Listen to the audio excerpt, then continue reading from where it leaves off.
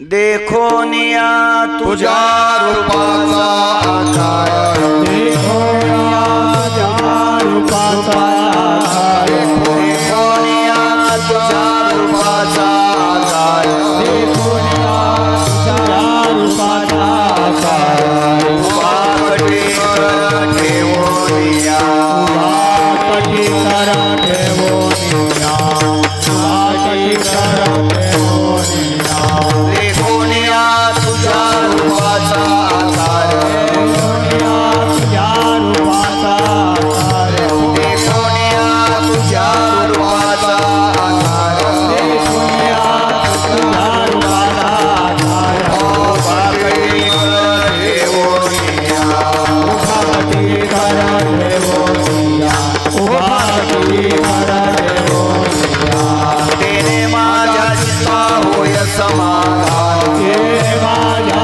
चित्ता होय समाधान, तेने माझ्या चित्ता होय समाधान, तेने माझ्या चित्ता होय समाधान, वाटते चरण सोडावे, वाटते चरण सोडावे, वाटते चरण सोडावे, मुखे गातो गीत वाजवे तोडावे, मुखे गातो गीत वाजवे तोडावे, मुखे गातो गीत वाजवे तोडावे, मुखे गातो गीत वाजवे तोडावे, नाचतो रावळे प्रेम सखे, रावळे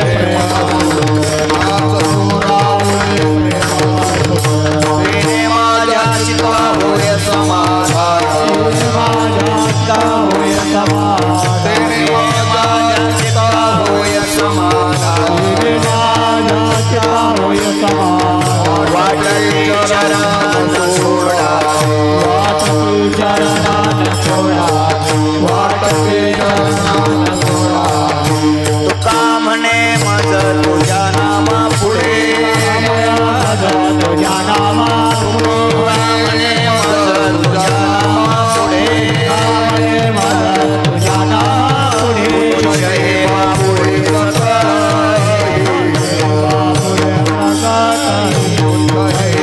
पुढे तेने माझ्या चित्ता होय समाधान, तेने माझ्या चित्ता होय समाधान, वाटते चरण सोडावे,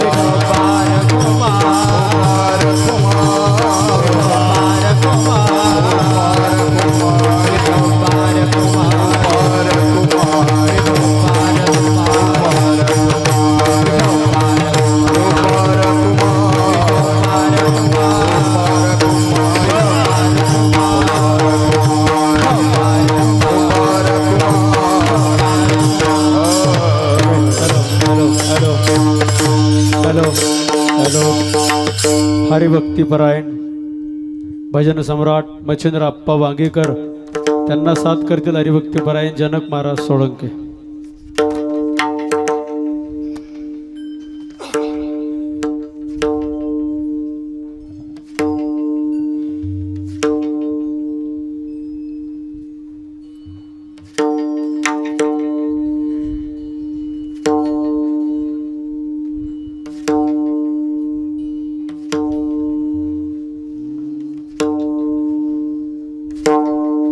देखोनिया तुझ्या रूपाचा आकार, देखोनिया तुझ्या रूपाचा आकार,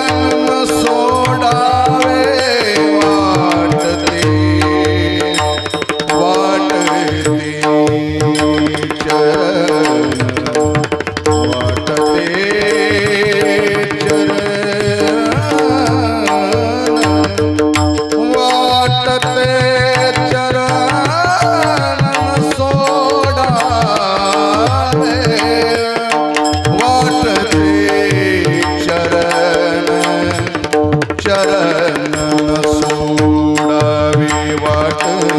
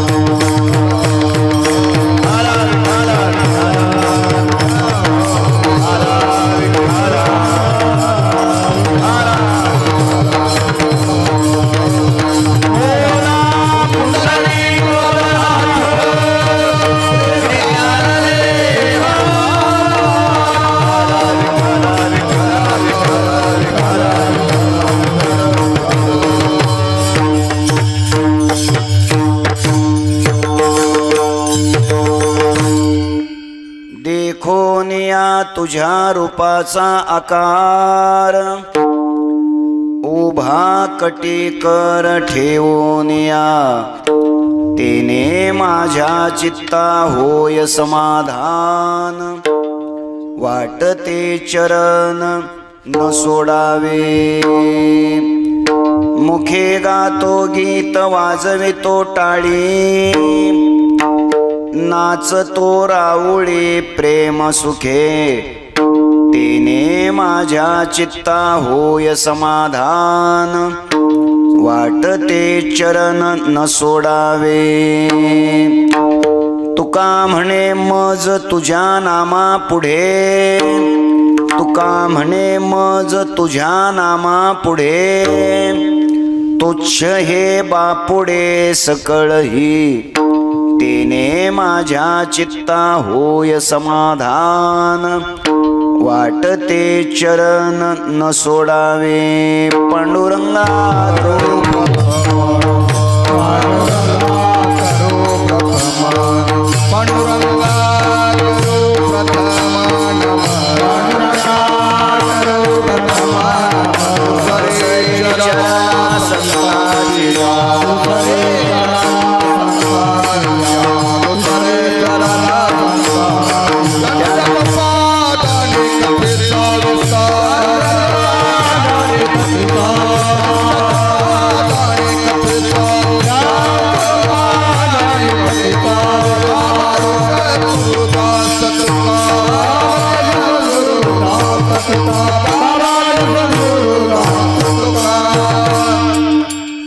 नमो सद्गुरु तुकया ज्ञान दीपा नमो सद्गुरु सच्चिदानंद रूपा नमो सद्गुरु भक्त कल्याण मूर्ते नमो सद्गुरु भास्करा पूर्ण कीर्ती सेवे लागी सेवक झालो तुमच्या लागलो निज चरणा अहो स्वामी तुकया देवा यावरी न करावा अव्हेरो सकळही तीर्थे निवृत्तीचे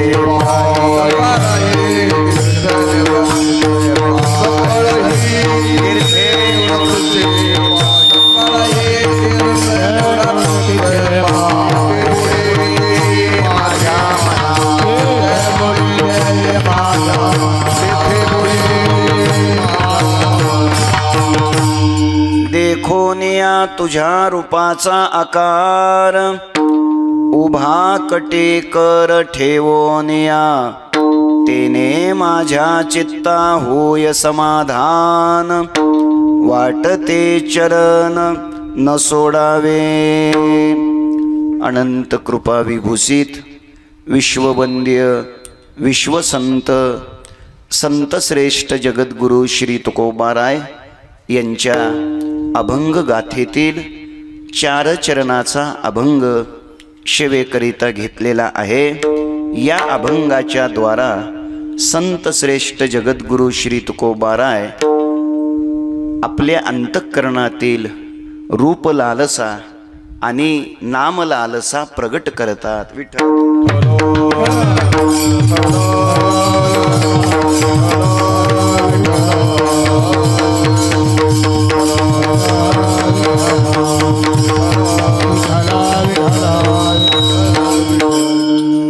बसा ना बाबा, ऐक ना, पुष्कळ जागा शिल्लक आहे,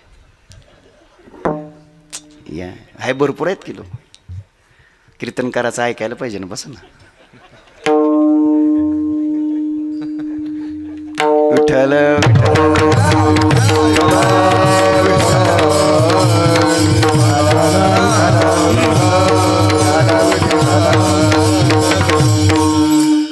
अनंत कोट ब्रह्मांड नायक अकारण कारण करुणा वरुणालय अखिल गुणनिधान भक्तवत्सल जगदाधार रुक्मिणी प्राण संजीवन भगवान श्री पंढरीश परमात्म्याच्या असीम कृपेद्वारा ज्ञान कैवल्य तेजोनिधी विश्वमाऊली ज्ञानोबाराय वैराग्य शिरोमणी संत हृदय सम्राट विश्ववंद्य जगद्गुरु श्री तुकोबाराय आदी करून सर्व संत महंतांच्या आशीर्वादाने स्वानंद सुखनिवासी गुरुनाम गुरु सद्गुरु जोग महाराज यांच्या अनुकंपेने वारकरी संप्रदायाचे थोर संत श्रेष्ठ निवृत्तीनाथ महाराज यांच्या जन्म सप्तशतकोत्तर सुवर्ण महोत्सवी वर्षाचं औचित्य साधून आणि परमपूज्य परमश्रद्धेय प्रातस्मरणीय गुरुवर्य आदरणीय गाथा मंदिराचे अध्यक्ष गुरुदेव बाबांच्या अमृत महोत्सवाचंही औचित्य साधून संपूर्ण नाशिक जिल्ह्याच्या वतीने संपन्न होत असलेला हा भक्ती महोत्सव, या महोत्सवातील आजच्या पहिल्या दिवसाच्या सायंकाळच्या दुसऱ्या कीर्तन सेवेचं सौभाग्य या सप्ताह संयोजक समितीच्या द्वारा उपस्थित सर्व भाविकांच्या प्रेमातून आणि या उत्सवाचे अत्यंत मेहनत आणि कष्ट घेऊन ज्यांनी हा उत्सव उभा केलेला आहे असे हरिभक्तीपरायण आदरणीय दिंडोरी कृषी उत्पन्न बाजार समितीचे विद्यमान संचालक आदरणीय पांडुरंगजी गडकरी पाटील यांच्या आदेशातून आजच्या या सेवेचं सौभाग्य मला प्राप्त झालेलं आहे। संकल्पित वेळेमध्ये जशी बाबा कृपा करतील त्या पद्धतीनं चिंतन करण्याचा प्रयत्न करू। विठ्ठल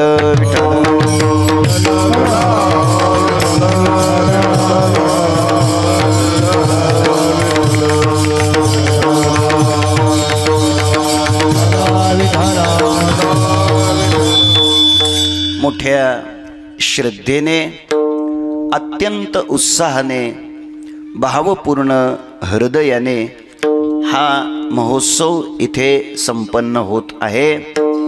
वारकरी संप्रदायातील वारकरी शिक्षण संस्थेतील ज्येष्ठ श्रेष्ठ गुरुबंधू गुरुतुल्य मंडळी या ठिकाणी टाळ घेऊन उभे आहेत। वारकरी संप्रदायाची अत्यंत भजनाची निष्ठेने साधना करणारी संत मंडळी टाळ घेऊन उपस्थित आहेत। दर्जेदार असे मृदंगाचार्य इथं उपस्थित आहेत आणि वारकरी संप्रदायाची निष्ठेने श्रद्धेने सेवा करणारा जो साधक आहे त्या साधकावरती आपल्या मुलापेक्षाही अधिक प्रेम करणारे श्रोते संपूर्ण नाशिक जिल्ह्यातून जिल्ह्याच्याही शेजारच्या प्रांतातून या ठिकाणी उपस्थित आहेत।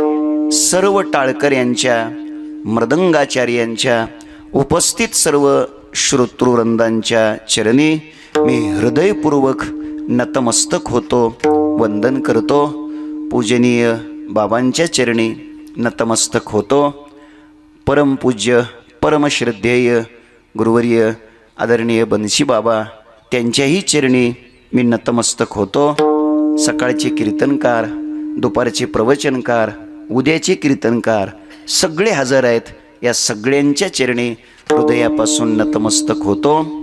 आणि हा उत्सव करायचं ठरल्यापासून किंबहुना याची सगळी तयारी चालू असताना आदरणीय गडकरी पाटील यांच्याने माझी बऱ्याच वेळेला चर्चा झाली आणि मी खूप वेळेला त्यांना नम्रतापूर्वक विनंती केली की म्हटलं कीर्तन काय देऊ नका, मी हजर राहतो, उपस्थित राहतो। परंतु त्यांनी ते ऐकलं नाही, त्यांनी जबरदस्ती केली आणि त्या जबरदस्तीमुळे नावेलाजाने खऱ्या अर्थानं मी इथे उभं राहिलेलो आहे। पूजनीय बाबांनी टाळ घेऊन उभं राहायचं आणि माझ्यासारख्या एखाद्या सामान्य माणसानं काहीतरी सांगायचं, खरं म्हणजे आपली ती योग्यता नाही, पण तरीसुद्धा ते इथं उभं राहिलेले आहेत। याचं एक कारण आहे, विश्वमाऊली ज्ञानोबारायाच्या भाषेमध्ये त्यांच्यासमोर आज हे बोलायचं म्हणजे ज्ञानोबारायांच्या भाषेमध्ये बाळक बापाची ताटी रिगे आणि बापा तेची जेवू लागे की तो संतोष लेने वेगे मुखची ओढवी. या न्यायाने किंवा विश्वमाऊली ज्ञानोबाराय बोलतात. 11व्या अध्यायामध्ये ज्ञानोबाराय सांगतात की तुम्ही जे जे शिकवलेलं आहे, येथ जे जे मी बोले ते प्रभू तुमचेची शिकविले. यया कारणे अवधारी जे आपुले आपण देवा. या न्यायाने हे त्यांनीच शिकवलेलं त्यांच्या समोर प्रगट करण्याचा प्रयत्न करायचा आहे. 18व्या अध्यायामध्ये ज्ञानोबाराय बोलतात, मनोनी भाग्य योगे बहुवे तुम्हा संताची मी पाये.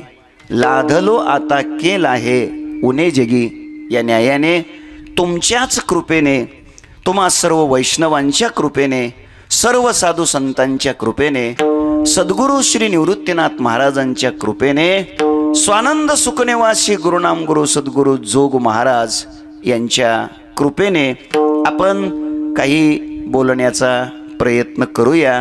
तुम्ही जशी कृपा कराल या पद्धतीने चिंतन करण्याचा प्रयत्न करू. सेवेकरिता घेतलेला अभंग जगद्गुरु तुकोबारायांचा असून महाराज या अभंगातून आपल्या अंतःकरणातील भगवंताच्या रूपाची लालसा आणि भगवंताच्या नामाची लालसा प्रगट करतात. अर्थात भगवान परमात्म्याविषयी, भगवंताच्या रूपाविषयी आणि भगवंताच्या नामाविषयी आपल्या अंतःकरणात असलेली रूपासक्ती आणि नामासक्ती महाराज प्रगट करतात. प्रत्येक व्यक्तीच्या अंतःकरणामध्ये आसक्ती असते, आवड असते. जगद्गुरु तुकोबारायांच्या अंतःकरणामध्ये आसक्ती आहे, आवड आहे. फरक इतकाच आहे, आपल्या अंतःकरणातील आसक्तीचा विषय असतो, महात्म्यांच्या अंतःकरणातील आसक्तीचा विषय भगवंत असतो. विठ्ठल विठ्ठल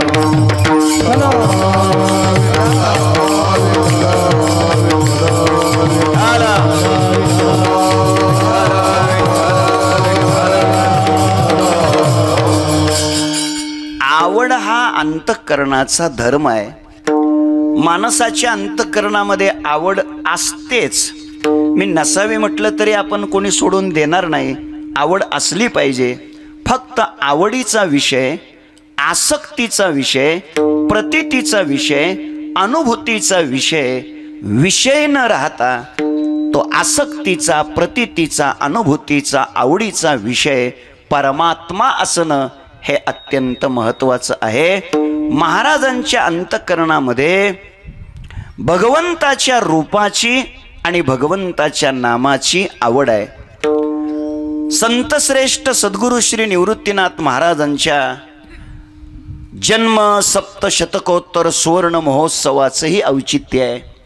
पूजनीय बाबांच्या अमृत महोत्सवाचंही औचित्य साधून संपूर्ण नाशिक जिल्ह्याने एकत्र येऊन हा दैदिप्यमान महोत्सव या ठिकाणी संपन्न करण्याचं ठरवलेलं आहे आणि त्याचा प्रारंभ देखील झालेला आहे.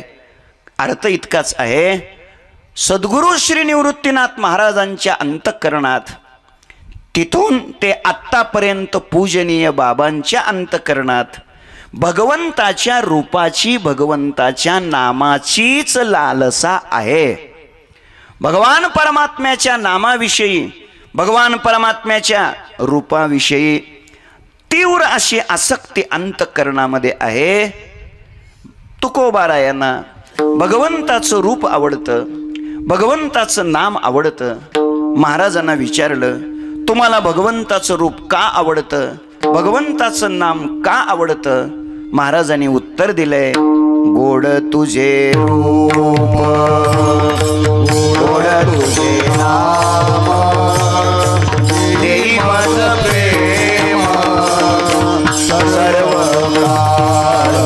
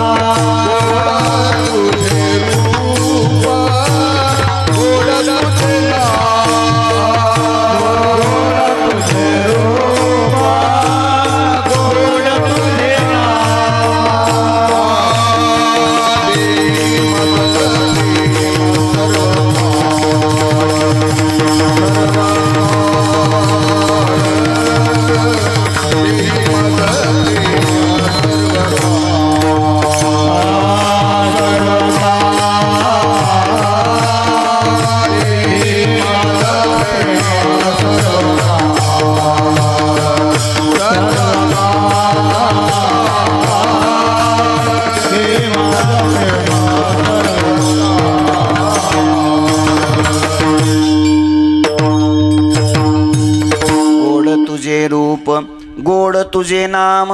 महाराज सांगतात भगवंताचं रूप गोड आहे, भगवंताचं नामही गोड आहे. अर्थात भगवंताच्या नामाची आणि रूपाची आसक्ती आहे. म्हणजे महाराजांच्या आवडीचा विषय रूप आहे, महाराजांच्या आवडीचा विषय नाम आहे. तसा जर थोडा विचार वेगळा करण्याचा प्रयत्न केला तर रूप आणि नाम हे दोन्ही अंश मायेचे आहेत. महाराजांना रूप आवडतं, नाम आवडतं. सच्चित सुखात्मकम ब्रह्म नामरूपात्मकम जगत असं म्हटलंय. नाम आणि रूप हे दोन्ही अंश मायेचे आहेत. महाराजांना जर मग रूप आवडतं, नाम आवडतं, तर मग महाराजांना माया आवडते का काय? तर याचं उत्तर आहे, महाराजांना आवडणारं रूपही देवाचं आहे आणि महाराजांना आवडणारं नामही देवाचं आहे.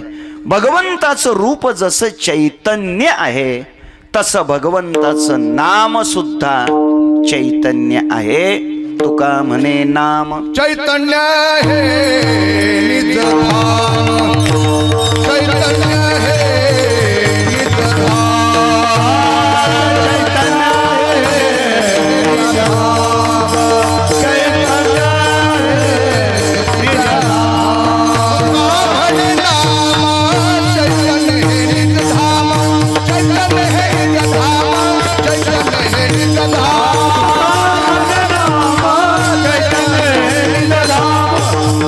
हे निज धाम, चैतन्य हे निज धाम. तुका म्हणे नाम चैतन्य हे निजधाम. महाराजांच्या आवडीचं नाम चैतन्य स्वरूप आहे. परमात्म्याचं रूपही चैतन्य आहे. थोडक्यात त्यांच्या अंतःकरणातल्या प्रतीतीचा विषय अस्तित्व संपन्न आहे. अस्तित्व संपन्न वस्तूचीच जीवनात प्रतीती यायला पाहिजे. तसं जर नसेल तर मग किमान आपल्या प्रतीतीचा विषय तरी अस्तित्व संपन्न असायला पाहिजे. ज्याला अस्तित्व आहे त्याचीच आपल्याला प्रतीती यावी. आणि असं नसेल तर मग आपल्या प्रतीतीचा विषय तरी अस्तित्व संपन्न असला पाहिजे. या दोन्हीतून एक कुठलं तरी जीवनामध्ये घडणं अत्यंत महत्वाचं आहे. अस्तित्व संपन्न वस्तू कशाला म्हणतात? जी वस्तू भूतकाल, भविष्यकाल, वर्तमानकाल तीनही कालामध्ये जी वस्तू अनुस्यूत असते तिला अस्तित्व संपन्न वस्तू म्हणतात. पूर्वी होतं, आजही आहे, पुढेही राहणार आहे. तीनही काळामध्ये जे सत्य आहे, सत्य तू, सत्य तू, सत्य तू विठ्ठला, अर्थात परमात्मा भगवानच अस्तित्व संपन्न आहे. जीवनात प्रतीती जरूर यावी, फक्त प्रतीतीचा विषय अस्तित्व संपन्न असला पाहिजे. आणि असं नसेल तर मग अस्तित्व संपन्न वस्तूची तरी प्रतीती यायला पाहिजे. दोन्हीतून एक कुठलं तरी घडलं पाहिजे. आपण ज्या रस्त्याने चाललेलो आहोत त्या रस्त्यावर आपल्या मुक्कामाचं गाव तरी असलं पाहिजे. आणि समजा असं नसेल तर मग आपण ज्या रस्त्याने चाललेलो आहोत तो रस्ता तरी आपल्या मुक्कामाच्या गावाला जाणार असला पाहिजे. दोन्हीतलं एक कुठलं तरी घडलं पाहिजे. जे योग्य आहे, जे योग्य आहे तेच आपल्याला कळलं पाहिजे. आणि असं नसेल तर मग आपल्याला कळलेलं तरी योग्य पाहिजे. या दोन्हीतलं एक कुठलं तरी कळलं पाहिजे. मुद्दा इतकाच आहे, अस्तित्व संपन्न वस्तूचीच प्रतीती यायला पाहिजे. म्हणजे परमात्म्याचीच प्रतीती, आपल्या प्रतीतीचा अनुभूतीचा विषय भगवान असणं हे अत्यंत महत्वाचं आहे. जगामध्ये काही असे पदार्थ आहेत, काही अशा वस्तू आहेत की त्यांना अस्तित्वही नाही आणि त्याची कोणाला प्रतीतीही नाही. असा एक वर्ग आहे. दुसरा एक वर्ग असा आहे, अस्तित्व नाही परंतु प्रतीती येते. तिसरा प्रकार आहे, अस्तित्व आहे पण त्याहून वेगळं राहून त्याची प्रतीती घेता येत नाही. आणि चौथा प्रकार आहे, अस्तित्वही आहे आणि साधू संतांना त्याची प्रतीती सुद्धा आहे. पहिला प्रकार आहे अस्तित्वही नाही आणि त्याची कोणाला प्रतीती सुद्धा नाही. पहिला प्रकार आहे अस्तित्वही नाही आणि प्रतीतीही नाही. उदाहरणच द्यायचं ठरलं असेल तर वंध्या पुत्राला अस्तित्व नाही आणि त्याची कोणाला प्रतीती. मी वंध्या पुत्र पाहिला असं म्हणणारा माणूस कोणी पाहिला का? नाही पाहिला. वंध्या पुत्राला अस्तित्वही नाही, त्याची कोणाला प्रतीती सुद्धा नाही. वंध्या पुत्र म्हणजे वांझ स्त्रीचा मुलगा. वांझ स्त्रीचा मुलगा, त्याला अस्तित्वही नाही अर्थात तो नाही आणि त्याची कोणाला काही नाही प्रतीती सुद्धा नाही. वांझ स्त्रीचा मुलगा का पाहिला नाही? का पाहिला नाही?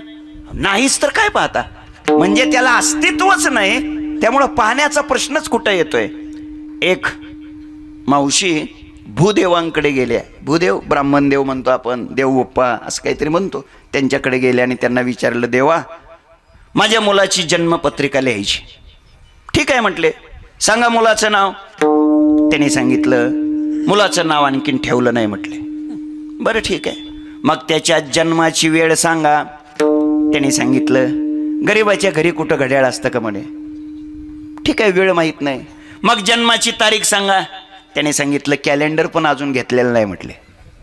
आता आलंय, घेणार आहेत, आता कीर्तन झाल्यावर घ्या. घेतलं नाही ते. तारीख माहीत नाही, वेळ माहीत नाही, नाव माहीत नाही, कशी काय जन्मपत्रिका लिहायची.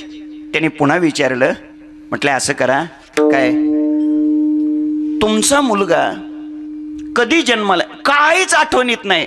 नाही म्हटले असं जरी सांगितलं, अमृत महोत्सवाचा नाशिक जिल्ह्याचा सप्ताह होता दिंडोरीमध्ये, दिंडोरी तालुक्यात शिवणईमध्ये, तिथं सप्ताह होता आणि सप्ताहातल्या पहिल्या दिवशी बार्शीकडच्या बोवाचं कीर्तन होतं आणि त्या दिवशी पोरग जन्मलंय असं सांगा म्हणे. मी त्या सालातलं पंचांग काढतो आणि जन्मपत्रिका लिहितो. पण त्या मावशीने सांगितलं काहीच आठवणीत नाही. आता कसं काय करायचं, कशी जन्मपत्रिका लिहायची. पण भूदेवांचा अभ्यास होता, अभ्यास होते ते म्हटले असं करा, तुमच्या मुलाला माझ्या समोर आणून बसवा. मी त्याची हस्तरेषा पाहतो, मस्तक रेषा पाहतो आणि त्याची जन्मकुंडली तयार करतो. त्या मावशीनं उत्तर दिलं. म्हटले देवा पोरगा आणखीन व्हायचंय म्हटले. आता जो मुलगा जन्मालाच आला नाही त्याची जन्मपत्रिका लिहिता येईल का? येत नाही. ज्ञानोबारायांची भाषा आहे, वांझेची लेका कैची जन्मपत्रिका नभे निळे भूमिका के कल्पुपा. वंध्या पुत्राला अस्तित्वही नाही आणि त्याची कोणाला प्रतीती सुद्धा नाही. एक मनुष्य असा पळत येत होता, असा धावत चालला होता. त्याला विचारलं एवढ्या पळत कुठे निघालात? कीर्तनाला चाललात का? तो म्हटलं छे, कीर्तनाला कुठे इतक्या पळत जातात का? 8 वाजेपर्यंत पोचलं तरी चालतं पंक्तीच्या वेळेपर्यंत. पहिला दिवस आहे, 6 ते 8चीच वेळ आहे. वेळेला यायला पाहिजे आणि संपूर्ण नाशिक जिल्ह्यातल्या सर्वांनीच यायला पाहिजे. हा आपल्या सर्वांचा उत्सव आहे, सर्वासाठी आहे. त्यामुळं सर्वांनी याची दखल घेणं अत्यंत गरजेचं आहे. इतक्या पळत कुठे चाललात? कुठे गेलतात? त्याने सांगितलं लग्नाला गेलो होतो. लग्नाला गेलो होतो. लग्नाला कोणत्या गावाला? त्याने सांगितलं गंधर्व नगरीला. लग्नाला कोणत्या गावाला गेले होते ते? गंधर्व नगरीला. गंधर्व नगरी भूगोलामध्ये कुठं आहे ते मोबाईलला विचारा, गुगलला वगैरे विचारा, सर्च करून बघावं. सांग बरे बाबा गंधर्व नगरी कुठं आहे? गंधर्व नगरीला गेलो होतो लग्नाला. ठीक आहे, त्याला विचारलं पुन्हा लग्न कोणाचं होतं, मुलगा कोणाचा होता? त्याने सांगितलं मारुतीरायाचा मुलगा होता. म्हटलं वा. पुन्हा विचारलं मुलगी कोणाची होती? म्हणे भीष्माचार्याची मुलगी होती. चांगली गोष्ट आहे. म्हटलं मग ते लग्न ज्या मंडपामध्ये लागलं त्या मंडपाला जे खांब दिले होते, काही भागात खांब काही भागात बांबू म्हणतात, खांब दिले होते, ते कशाचे होते? त्याने सांगितलं सश्याच्या शिंगाचे खांब होते. खांब कशाचे होते? सश्याच्या शिंगाचे. सश्याचं शिंग वितभर लांब असतं का हातभर लांब असतं? अंदाजे सांगा, चुकलं तर चुकू द्या. सश्याच्या शिंगाचे खांब होते. ऐका, पुन्हा त्यांना विचारलं, त्या मंडपाला शोभा येण्यासाठी जी फुलं बांधली होती ती फुलं कशाची होती? कारण कुठल्या नर्सरीतली फुलं होती? जगद्गुरु तुकोबाराय हायटेक नर्सरी, त्यातली फुलं आणली होती का? त्याने सांगितलं नाही. मग फुलं कुठली होती? त्याने उत्तर दिलं, आकाशाची फुलं होती. आकाशाची फुलं. आकाशाची फुलं पिवळी असतात का लाल असतात? आकाशाची फुलं घरी जाऊन बघा. आकाशाची फुलं होती. पुन्हा विचारलं, म्हटलं इतकं चांगलं लग्न, हे बाकीचं सांगू नको बाबा, अवांतर प्रयोजन सांगू नको, मुख्य सांग. मुख्य जेवायला काय होतं? बाकीचं लोकांना काही नसतं. जेवण व्यवस्थित झालं ना, सगळे पदार्थ नीटनीटके आले, पहिल्यांदा आपल्याला भेटले, मग सप्ताह लग्न छान चांगलं झालं. जेवायला काय होतं? त्याने सांगितलं, जेवायला गुलाबजाम होते. बापरे, गुलाबजाम डालड्यात तळलेले का? छे, तुपात तळलेले. तुपात म्हटलं काय जरशा गाईच्या तुपात तळलेले? नाही नाही. त्याने उत्तर दिलं, काश्विनीच्या तुपात तळलेले गुलाबजाम होते. कोणत्या तुपात? काश्विनीच्या तुपात. काश्वीन एका वेळेला 1.25 लिटर दूध देते का 1.25 लिटर दूध देते अंदाजे? काश्विनीच्या तुपात तळलेले गुलाबजाम होते. सुटलं का तोंडाला पाणी? आणि मग शेवटी त्याला विचारलं, बाबा एवढ्या चांगल्या लग्नाची बातमी तुला सांगितली कोणी? हे तरी सांग म्हटलं. त्यानं सांगितलं, तो आपल्या गावचा नाही का गोविंदराव, त्याचा पोरगा जन्म झाल्यापासून मुका, त्याच्या तोंडानं ऐकली म्हटलं मी ही बातमी. आता मला इतकंच आपल्याला विचारायचंय, आता मी जे आपल्याशी बोललो याच्यातलं खरं किती आहे? बोला ना. काहीच नाही. हे सगळं कसं आहे? खोटं. मी हे सांगितलेलं सगळं कसं आहे? खोटं. म्हणजे माझं हे कीर्तन कसं आहे? काय ज्ञानोबाराय गोड बोलतात. आता जे सगळे पदार्थ सांगितले ना, याला अस्तित्वही नाही आणि याची कोणाला प्रतीती सुद्धा नाही. ज्ञानोबारायांची भाषा आहे, गंधर्व दुर्ग काय पाडावे, शशविशान काय मोडावे, होवावे मग तोडावे, खपुष्पके योम कुसुमाचा पांडवा, कवने देठ तोडावा, म्हणून नाही ऐशी या भवा, अधिकैची अस्तित्वही नाही आणि याची कोणाला प्रतीती सुद्धा नाही. पहिला प्रकार आहे. दुसरा प्रकार आहे, अस्तित्व नाही पण प्रतीती मात्र येते. वेदांताने याच्यात विशेष करून 2 दृष्टांताची योजना केली. एक म्हणजे स्वप्न आणि दुसरं म्हणजे मृगजळ. ऐका, मृगजळाचं जे पाणी असतं ते मृगजळाचं पाणी जरी दिसत असलं आपल्याला पाणी आहे, पण प्रत्यक्षात मात्र तिथं पाणी नसतं. ज्ञानोबारायांची भाषा आहे, जर मृगजळाचं खरंच पाणी असतं तर ज्ञानोबाराय सांगतात, मग साळी केळीच्या बागा लावता आल्या नसत्या का? वाचुनी मृगजळाची तळी, तिये दिठी दुरुनीची निहाळी, तेने पाणी साळी केळी लाविशी काही. अजून ज्ञानोबाराय बोलतात, जे जे देखणे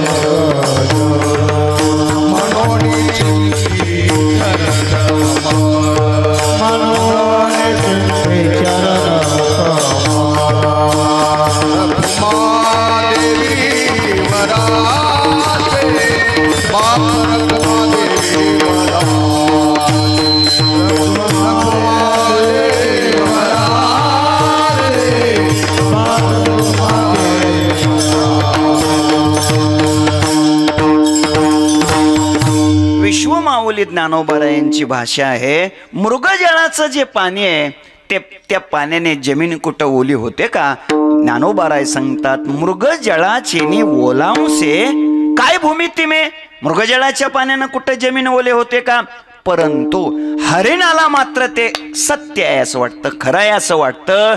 ते धावत जातं आणि शेवटी ते मरण पावतं. मृगजळ दिसे साचपणाईसे, खोटियाचे पिसे उरफोडी. मृगजळ न्याहाळीता तहान नवदेशी, तहान नवदेशी विता, तहान नवदेशी विता.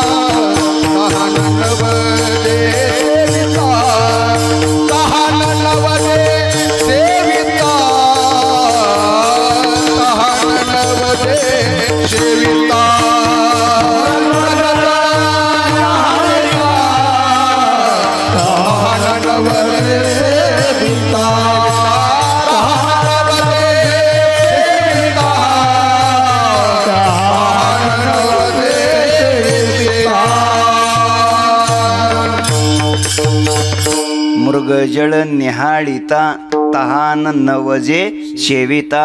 किती गोड शब्द घातले. निहाळिता एक आणि शेविता एक. केवळ निहाळिता घातला असता तर इतकी तकलीफ झाली नसती, पण शेविता सुद्धा शब्द टाकलेला आहे. मृगजळाचं सेवन करून तरी कुठं तहान नष्ट होते का? तहान संपते का? शक्यच नाही. अर्थात मृगजळाला अस्तित्व नाही, पण प्रतीती मात्र येते. प्रतीती येते. कशी काय प्रतीती येते? प्रतीती येते ते सत्य आहे असं वाटतं. हरिणाला मृगजळ सत्य आहे असं वाटतं. तुम्हाला मृगजळ ज्ञानानंतर खोटं आहे असं वाटतं. म्हणजे हरिणाच्या दृष्टीने मृगजळ सत्य आहे, आपल्या दृष्टीने मृगजळ खोटं आहे. सूर्याच्या दृष्टीने मृगजळ खरं आहे का खोटं आहे? सूर्याच्या दृष्टीने मृगजळ उत्तर आहे. सूर्याच्या दृष्टीने मृगजळ नाहीच. या न्यायाने हे सगळं विश्व, हे सगळं जग तुमच्या आमच्या दृष्टीने सत्य आहे. चालविती पडली हे रूढी जगा परिचार चालविती व्यवहार सत्य म्हणून. आपल्या दृष्टीने हे जग सत्य आहे. ब्रह्मज्ञानी महात्म्याच्या दृष्टीनं हे जग मिथ्य आहे. आणि ब्रह्माच्या दृष्टीने पाहिलं तर हे जग नाहीच, न झाला प्रपंच. मुद्दा बोलण्याचा इतकाच आहे. मृगजळाला अस्तित्व नाही, पण त्याची काय येते? प्रतीती येते. याच्यातला दुसरा प्रकार आहे स्वप्न. स्वप्नाला सुद्धा अस्तित्व नाही, पण प्रतीती येते. स्वप्नातील पदार्थ जागृतीमध्ये उपयोगाला येतात का? येत नाहीत. स्वप्नातले पदार्थ जागृतीत उपयोगाला येत नाहीत. स्वप्नेचे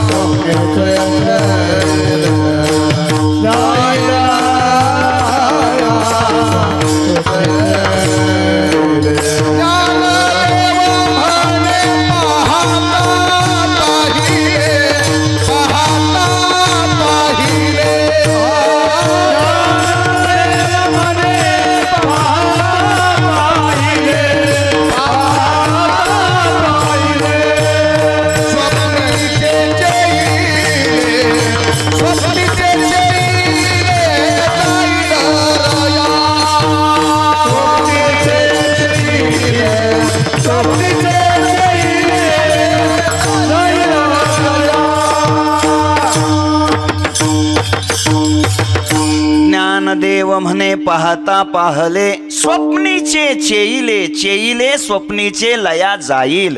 स्वप्नातील पदार्थ जागृतीत उपयोगाला येत नाहीत. ऐका, स्वप्नामध्ये आपण राजा झालो म्हणून जागृतीत पेढे वाटता येतात का? नाही. जे स्वप्नात राजा झालं म्हणून जागृतीत पेढे वाटता येत नाहीत. किंवा स्वप्नात आपण मेलो म्हणून जागृतीत रडायचंय का? घाबरू नका, मरत नाही. ऐका, स्वप्नातलं राज्य जसं हर्षाला कारण नाही, तसं स्वप्नातला मृत्यू शोकाला कारण नाही. ज्ञानोबाराय बोलतात, स्वप्नीचे राज्य अथवा मरण नोहे हर्ष शोकाशी कारण. अर्थ हा आहे, स्वप्नातील कोणतीच वस्तू कोणालाच जागृतीमध्ये उपयोगाला येत नाही. म्हणून स्वप्न कसं आहे? खोटं आहे. ऐका, स्वप्नातल्या वस्तू उपयोगाला येत नाहीत म्हणजे त्याला अस्तित्व नाही, पण प्रतीती मात्र येते. आपल्याला प्रतीती येते त्याची. स्वप्न पडतं, स्वप्नाचा भास होतो, त्याची प्रतीती येते. अस्तित्व नाही, पण प्रतीती येते. थोडं अजून पुढे जर विचार केला, स्वप्नातील पदार्थ जागृतीत उपयोगाला येत नाहीत म्हणून स्वप्नाला आपण काय म्हणालो? खोटं म्हणालो. अगदी बरोबर. आता उत्तर द्या, जागृतीतले तरी पदार्थ स्वप्नात उपयोगाला येतात का? जागृतीतले पदार्थ स्वप्नात उपयोगाला येतात का? जागृतीतला आपला बंगला स्वप्नात आपल्या उपयोगाला येतो का? नाही. जागृतीतली गाडी स्वप्नात उपयोगाला येते का? नाही. जागृतीतला बँकेतला बॅलन्स, जाऊ द्या खिशातले पैसे, स्वप्नात उपयोगाला येतात का? नाही. मग मला उत्तर द्या, स्वप्नातले पदार्थ जागृतीत उपयोगाला येत नाही म्हणून आपण स्वप्नाला खोटं म्हणालो. अगदी तसं जागृतीतले तरी पदार्थ स्वप्नात कुठं उपयोगाला येतात आणि ते कोणालाच येत नाहीत, कोणालाच येत नाहीत. एक राजा होता, झोपला राजा. आता राजा थोडंच आपल्यासारखं झोपतो ऐकत ऐकत. तो राजा आहे, राजा आहे तो. त्याची ती सगळी व्यवस्था, तो असा सोन्याचा जग, त्याच्यात स्वच्छ शीतळ सुगंधी पाणी. ज्ञानोबरायाच्या भाषेप्रमाणे स्वच्छ शीतळे सुगंधे जले होती सुखप्रदे, असं असं पाणी. चांदीचं फुलपात्रवर त्याच्यावर झाकलेलं. राजा झोपला. झोपेमध्ये राजाला स्वप्न पडलं.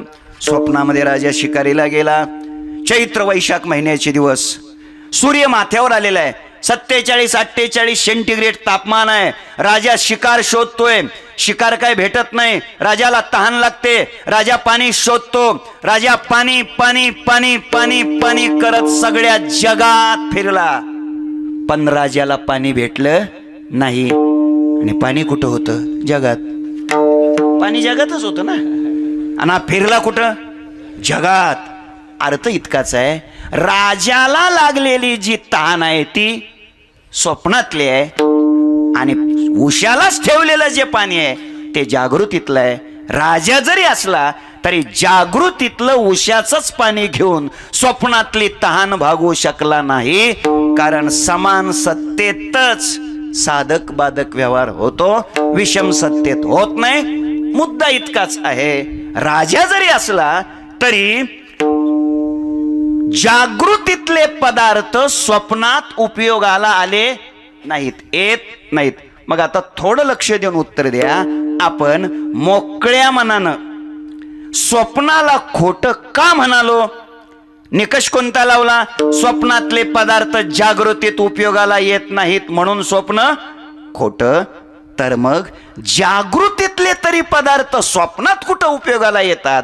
आणि म्हणून जसं स्वप्न खोटं आहे तशी ही जागृती सुद्धा खोटीच आहे. असं ज्या दिवशी खरं कळेल त्या दिवशी थोडं कळलं असं म्हणायला काय हरकत नाही. वैकुंठवासी प्रातस्मरणीय गुरुदेव घुले बाबा हे वाक्य म्हणायचे, कधीतरी कधीतरी हे दिसणारी सगळी जागृती खोटी आहे असं खरं कळायला पाहिजे. आणि हे कळणं हे किती खोटी आहे ज्ञानोबरायाने त्याकरता प्रमाण दिलं. होऊन गेलं ते जे जे देखणे सकळ ते हे स्वप्नीचे मृगजळ. केवळ मृगजळ नाही, स्वप्नातलं मृगजळ. म्हणजे अगोदर तर मृगजळ खोटं आहे, शिवाय ते खोट्या स्वप्नातलं आहे. खोट्या स्वप्नातलं खोटं मृगजळ किती खोटं, तितकं हे सगळं जग काय आहे खोटं आहे हे आपल्याला खरं कळायला पाहिजे. आणि असं ज्या दिवशी कळेल त्या दिवशी खऱ्या अर्थानं आपली प्रगती झाली असं म्हणायला अडचण नाही.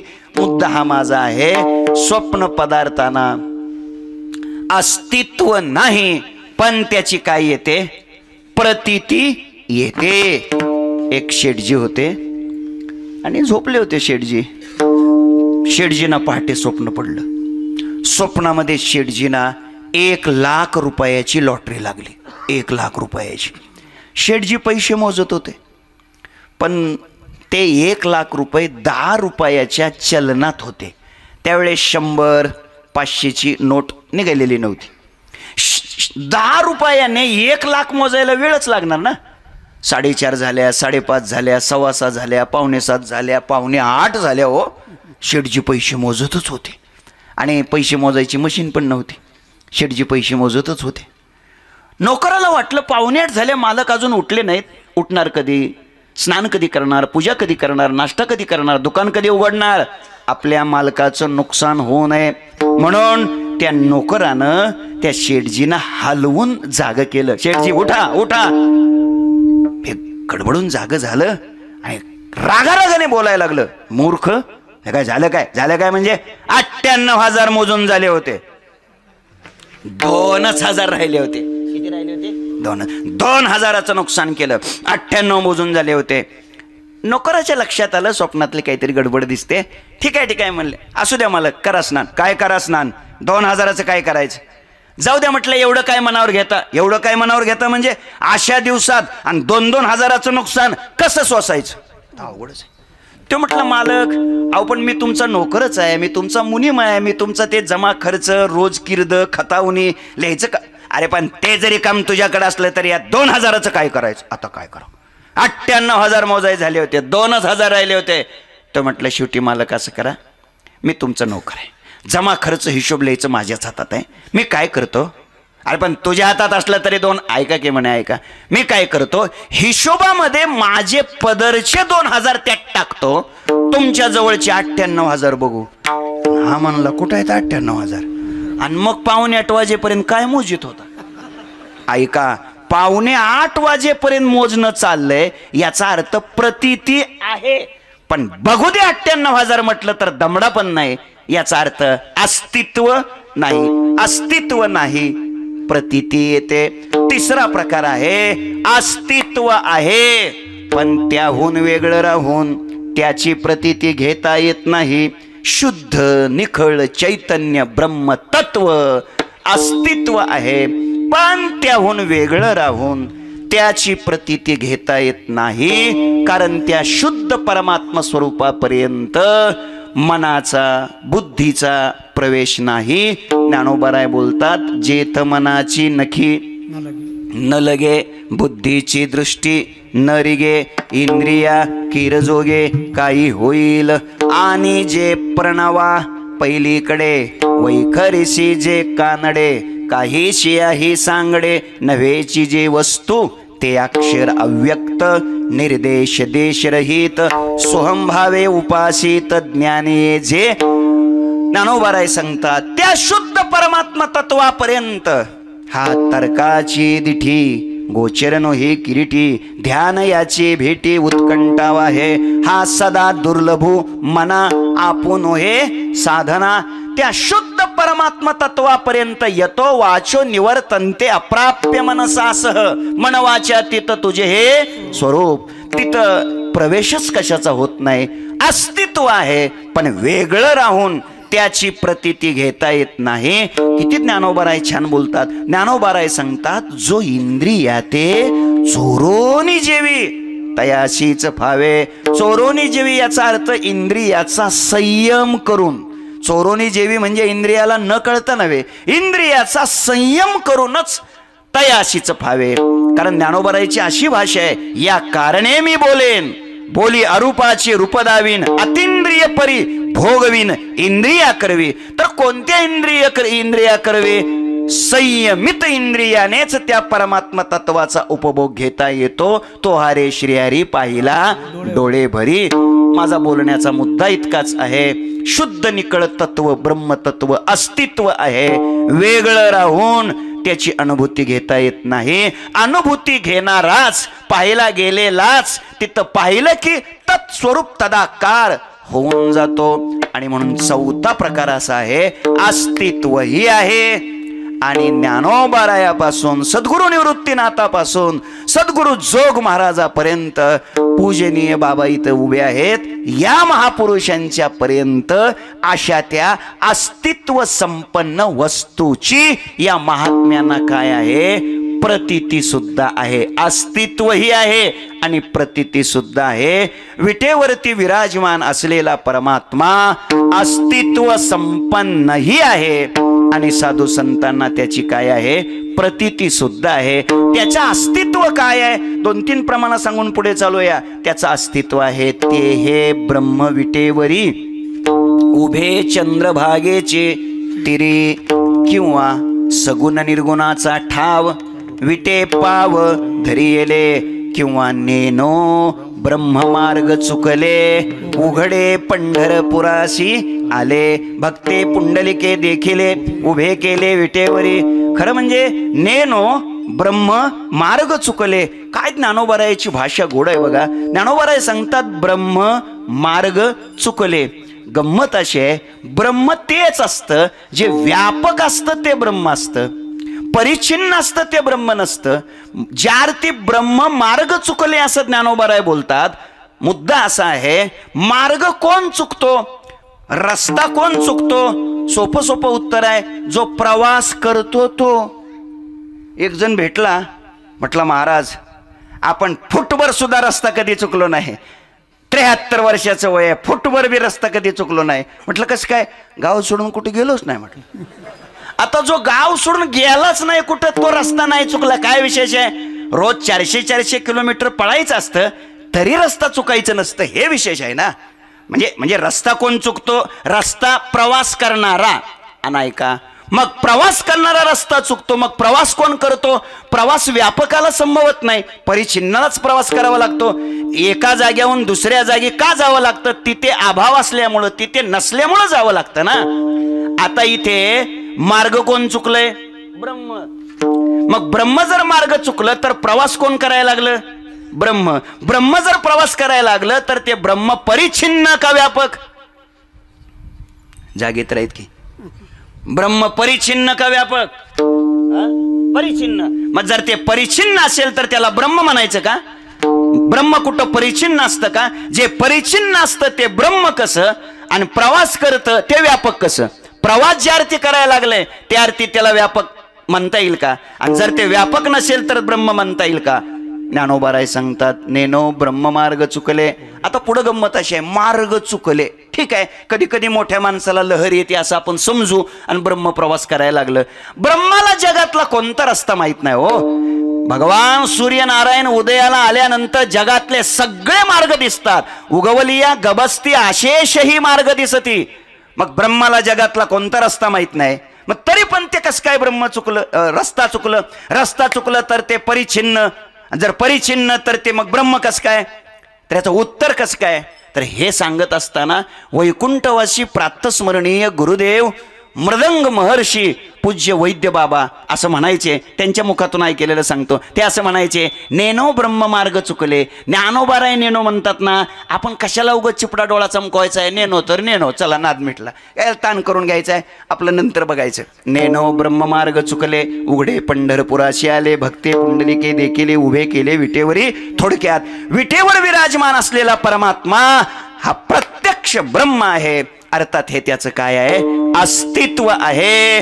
आणि त्याची प्रतीती सद्गुरु निवृत्तीनाथापासून ज्ञानोबरायापासून सर्व संतांना त्याची प्रतीती आहे. पाहिला पाहिला देखिला देखिला माय देवाचा देव.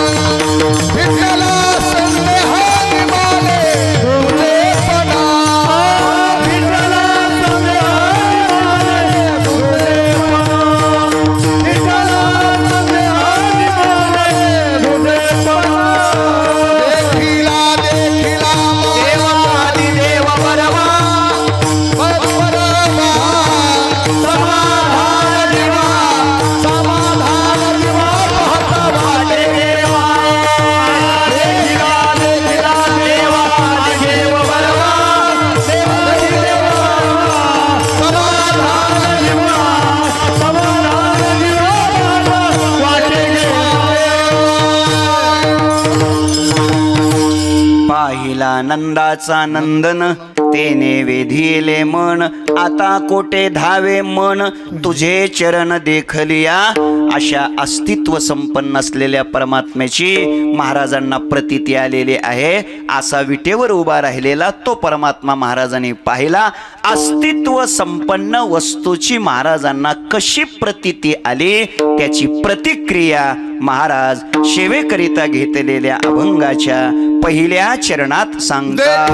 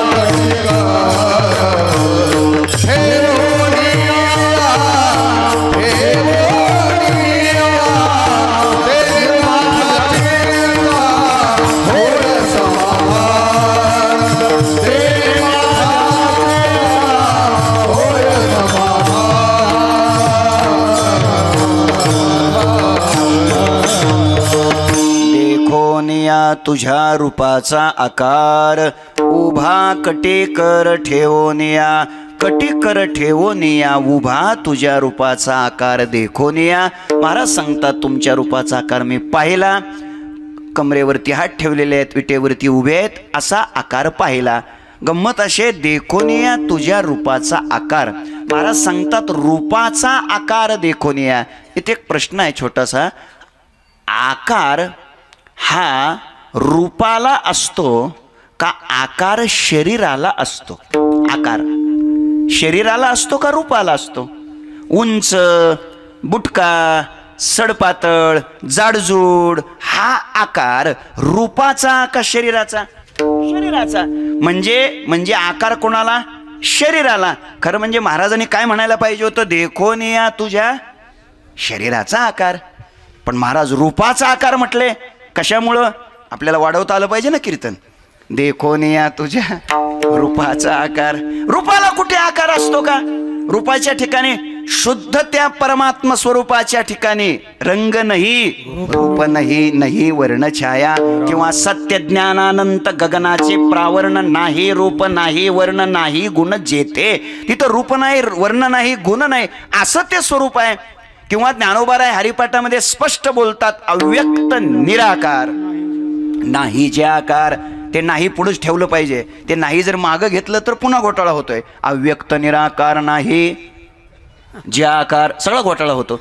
त्याकरता अव्यक्त निराकार नाही जे आकार. ज्या आकार नाही, जे अव्यक्त आहे, निराकार आहे, अर्थात ते शुद्ध परमात्म तत्व स्वरूप, त्याच्या ठिकाणी कोणताच आकार संभवत नाही. मग आकार कोणाला असतो? शरीराला असतो. मग महाराज इथं देखोनिया तुझ्या शरीराचा आकार असं का म्हटले नाहीत? याचं उत्तर आहे शरीराचा आकार असं जर म्हटले असते तर भगवंताच्या अस्तित्वालाच धक्का लागला असता. कारण जे क्षीण होतं त्याला शरीर म्हटलंय. परमात्मा हा क्षीण होणारा नाही, तो नित्य आहे, नूतन आहे. म्हणून देखोनिया तुझ्या रूपाचा आकार. पण रूपाला तर आकार नसतो ना. मग महाराज म्हणले का? त्याचं उत्तर आहे विटेवरती उभं राहणं, कमरेवरती हात ठेवणं, हा जो भगवंताचा आकार आहे, महाराजांनी पाहिलेला हा जो आकार आहे, हा आकार खरंच मूळ तसाच देव आहे का? देवाचा खरंच तो तसा आकार आहे का? देवाचा विटेवरती उभा राहणं, कमरेवरती हात ठेवणं, हा जो आकार आहे, हा आकार असलेला आकार आहे का त्यानं धरलेला आकार आहे? तो धरलेला आकार आहे, तो असलेला आकार नाही. कारण मुळात त्याला कोणताच आकार नाही, त्यानं तो धारण केलेला आकार आहे. धरी येली सोंगे किंवा धरी येली सोंगे येणे अवघे पांडुरंगे, त्यानं आकार धारण केलाय. परमात्मा आकार धारण करतो. होय भक्ती केला तैसा पुरवे धरावे ते इच्छा, ज्याने ज्याने जैसे ध्यावे तैसे व्हावे कृपाळे. अर्थात जैसा केला तैसा होय, धावे सोय धरोने. कित्येक तरी प्रमाण शोधता येतील.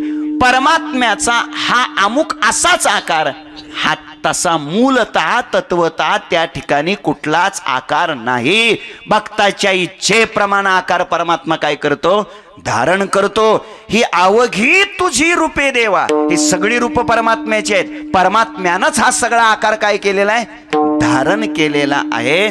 अर्थ इतकाच आहे, त्या शुद्ध स्वरूपाच्या ठिकाणी आकार नाही, त्यानं तो धरलेला आकार आहे. आणि अजून एक त्याचं उत्तर देतो. भगवान जगातला प्रत्येक आकार, कोणताही आकार भगवान धारण करतो, धारण करू शकतो. का धारण करतो? तर त्याचं उत्तर आहे मुळात त्याला कोणताच आकार नाही म्हणून. कोणताच आकार नाही आणि म्हणून तो कोणताही आकार काय करतो? धारण करतो. जेव्हा विनंती केली जाते, मारुतीराय दर्शनाला येतात, पण मारुतीराय निरोप देतात, मला असं नाही दर्शन घ्यायचं, मला राम सीता या रूपामध्ये दर्शन घ्यायचंय. त्यावेळेस भगवान आतमध्ये सांगतात, आतमध्ये म्हणजे सत्यभामेला सांगतात की सीता होऊन या. तुम्ही काय करा? सीता होऊन या. सत्यभामेनं पुष्कळ प्रयत्न केला. सगळं ते शृंगार ग्रह कळतं का? नाही कळत? ब्युटी पार्लर कळतं का? हे कळतंय बघा. हा म्हणजे मराठीत त्याला ब्युटी पार्लर म्हणतात. बरं असू दे. सगळं उलट पालत केलं, पण काय केल्यानं सीता काय होता येईच ना. ऐका, सीता होताच येईना. का बरं सीता होता येईना? त्याचं उत्तर आहे, मी सत्यभामा आहे ही चौकट जीवनाला होती. मग विशिष्ट चौकट असली की त्याच्या पलीकडे जाता येत नाही. विशिष्ट चौकट होती, अभिमान होता, मी सत्यभामा आहे. त्या चौकटीला नाही ओलांडता आलं. परमात्म्याच्या ठिकाणी, भगवंताच्या ठिकाणी तशी कुठलीच चौकट नाही. आणि म्हणून तो कोणतीही चौकट काय करू शकतो? धारण करू शकतो. विशिष्ट चौकट असली की त्याच्या पलीकडे पडणं फार अवघड जातं. दुसऱ्या चरणाला अशाची चाल लावायची, अशी जर पक्की घोकून ठेवलेली असली आणि मध्येच एखाद्या गायकाने दुसऱ्याच प्रमाणाला म्हणून टाकली तर घोटाळा होतो.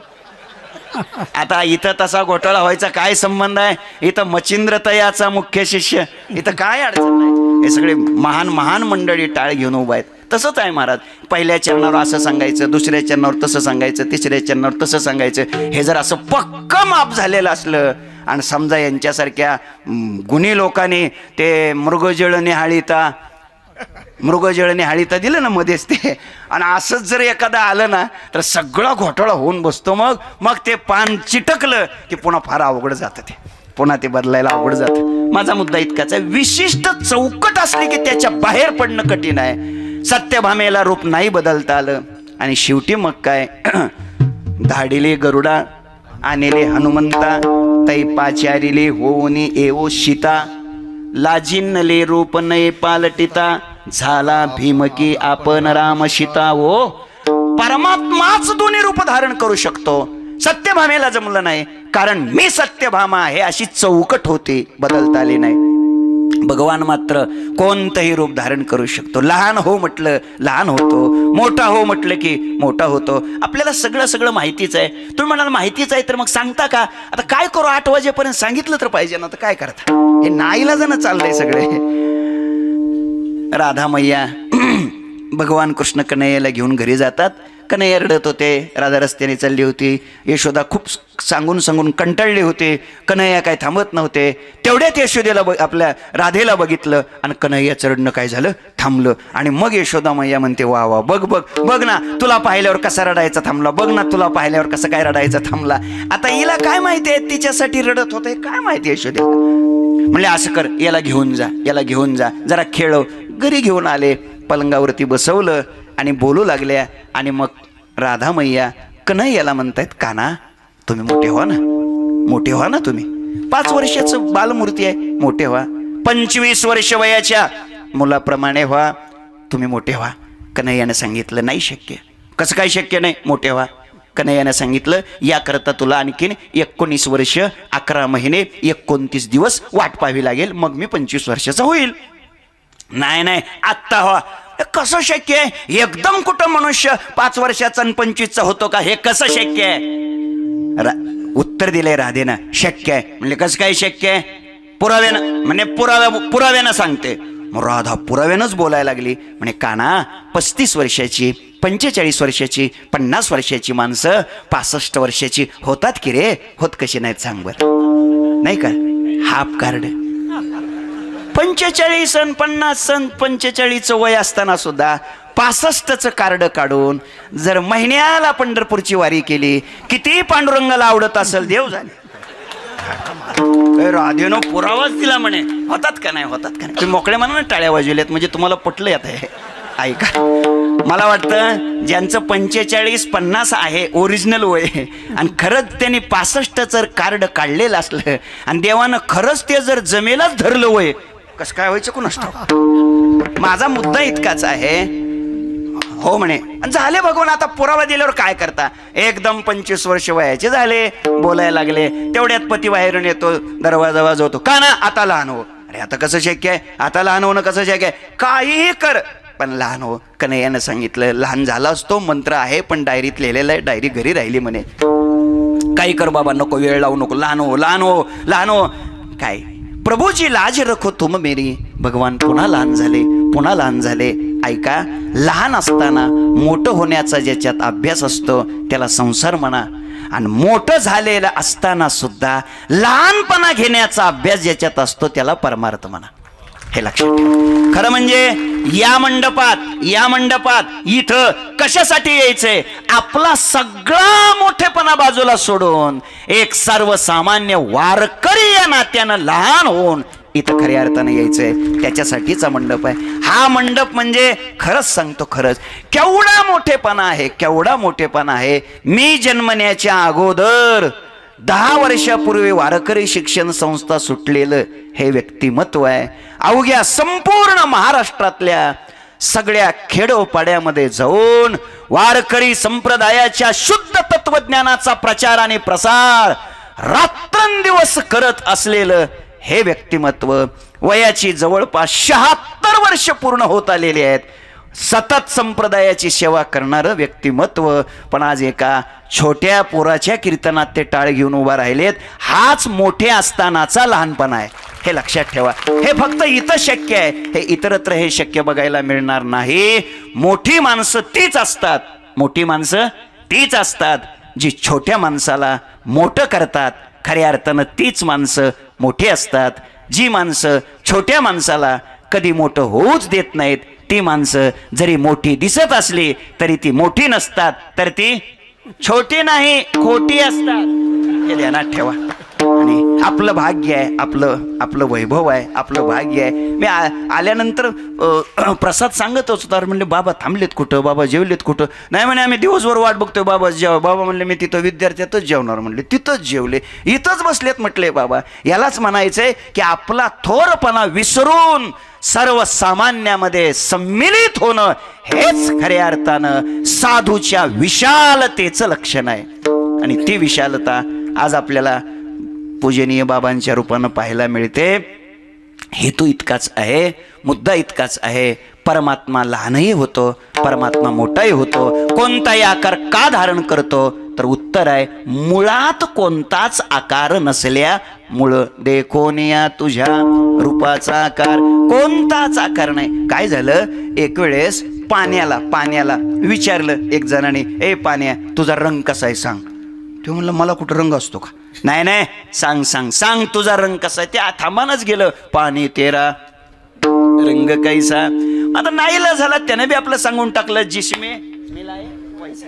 ऐका, पाण्यामध्ये जो रंग आपण मिसळू त्या रंगाचं ते काय बनतं? पाणी बनतं, बरोबर ना? का बनतं तुम्ही जागेत बघा का? हो ना, रंगामुळेच. त्याच्यात जो रंग टाकू त्या रंगाचं पाणी का बनतं? तर त्याचं उत्तर एवढंच आहे, मुळात त्याला कोणताच रंग नाही म्हणून. हे त्याचं उत्तर आहे. तसं भक्तांनी भगवान परमात्म्याच्या संबंधाने जर वात्सल्याचा रंग मिसळला भक्तीचा, तर परमात्मा कृष्ण कन्हैया होतो आणि वात्सल्य भावाचं सुख देतो. जर सख्याचा रंग मिसळला तर परमात्मा मित्र होतो. सखेती मत्वा प्रसभम यदुक्तम. दास्याचा रंग मिसळला तर परमात्मा स्वामी होतो. जर कांता भावाचा रंग मिसळला तर परमात्मा मालक होतो, पती होतो. तुकोबाराय सांगतात, तुम्ही माझ्या ठाई जैसा भाव धरा तैसाच मी खरा तुम्हालाही. आणि म्हणून असा हा देखोनिया तुझ्या रूपाचा आकार. उभा राहणं हे तत्परतेचं लक्षण आहे. परमात्मा उभा आहे. कशासाठी उभा आहे? भाविकासाठी उभा. परमात्मा उभा आहे. कोणाची वाट पाहतोय परमात्मा?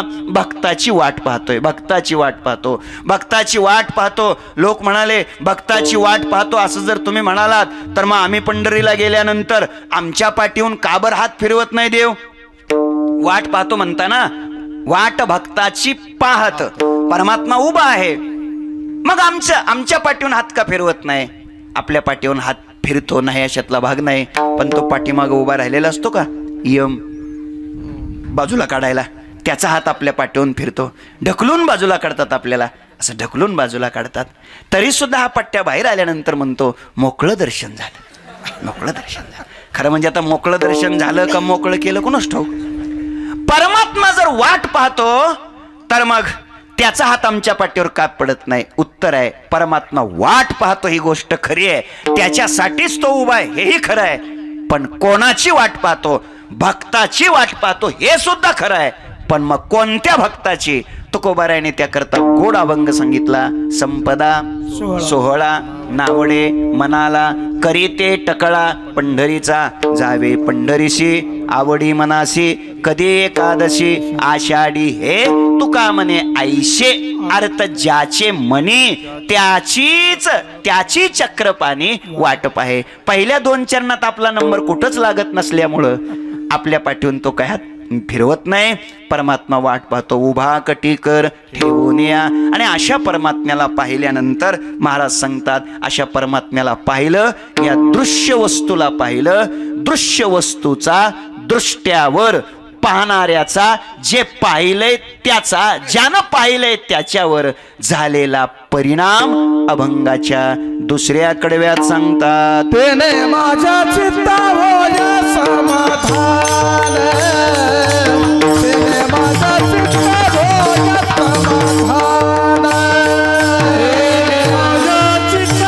होय समाधान, तेने माझ्या चित्ता होय समाधान,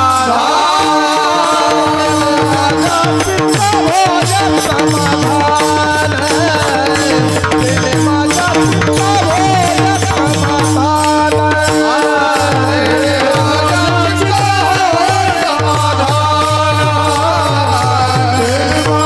चित्ता होय समाधान, तेने माझ्या चित्ता होय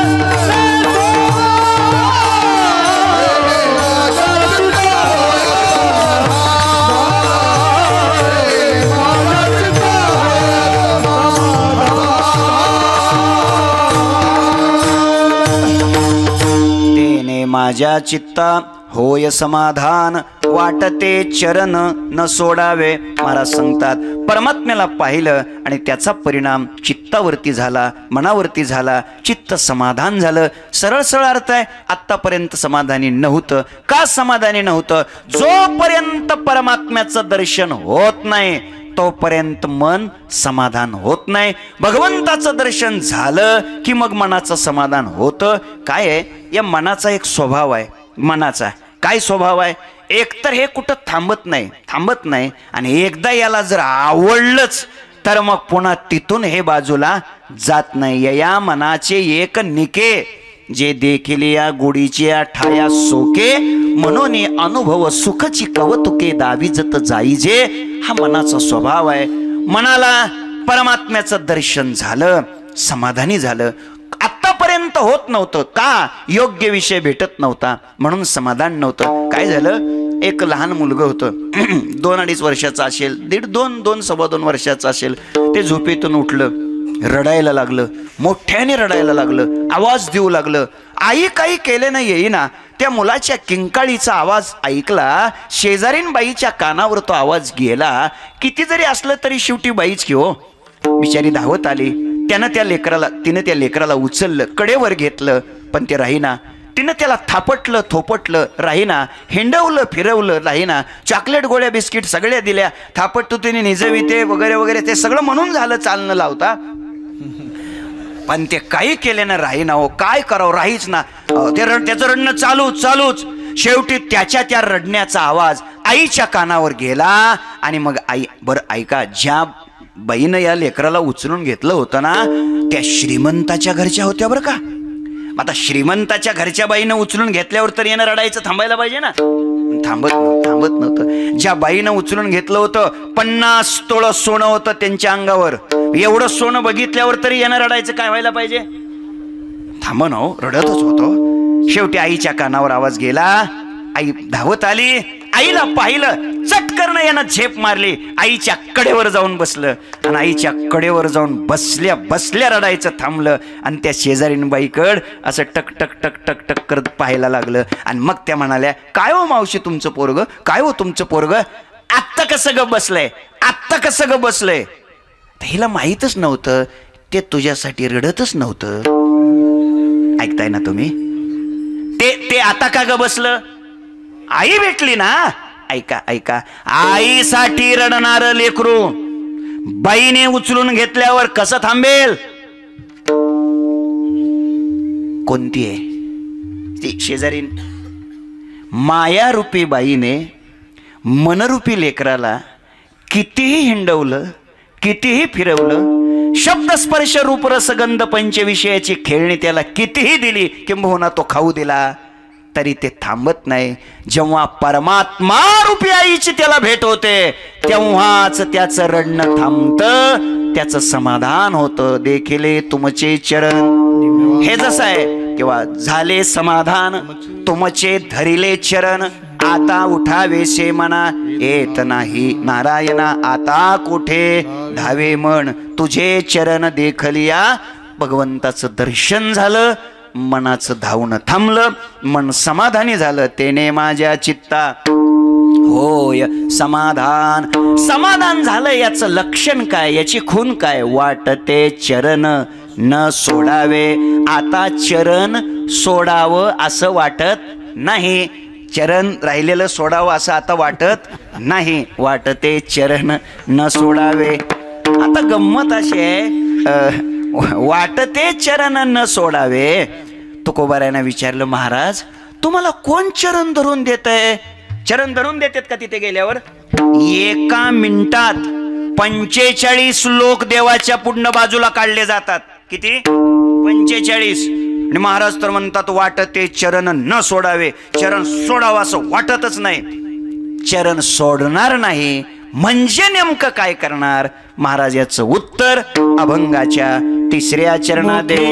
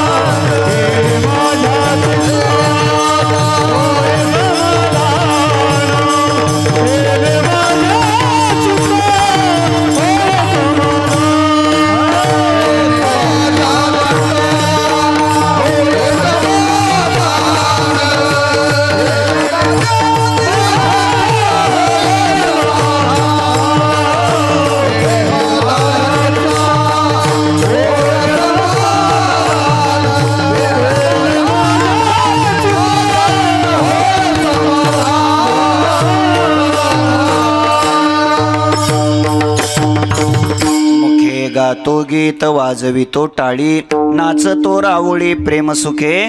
देवाचं चरण सोडणार नाही, चरण धरणार म्हणजे नेमकं काय? महाराजांनी त्याचं उत्तर दिलं, मुखानं गीत गाणार, हाताने टाळी वाजवणार. मुखानं गीत गायचं म्हणजे काय? मुखाने नामस्मरण करायचं. गीत गायचं म्हणजे गाणी म्हणायची कीर्तनात असा अर्थ नाही. मुखे गातो गीत म्हणजे रामकृष्ण गीती गात असा त्याचा अर्थ. मुखानं भगवंताचं गायन करायचं, मुखानं भगवंताचं नामस्मरण. वाजवितो टाळी, हाताने टाळी वाजवायची. वा हे टाळ टाळ्या टाळी होय होळी विघ्नाची, हाताने टाळी वाजवायची आणि नाचतो रावळी प्रेमसुखे. अत्यंत प्रेमाने परमात्म्याच्या समोर रावळामध्ये आनंदानं नाचायचं. अर्थात मुखातलं नाम ब्रह्म, हातातलं नाद ब्रह्म दोन्ही एकत्र आलं की पूर्ण ब्रह्म प्रगट झाल्याशिवाय राहत नाही. हे सामर्थ्य आहे.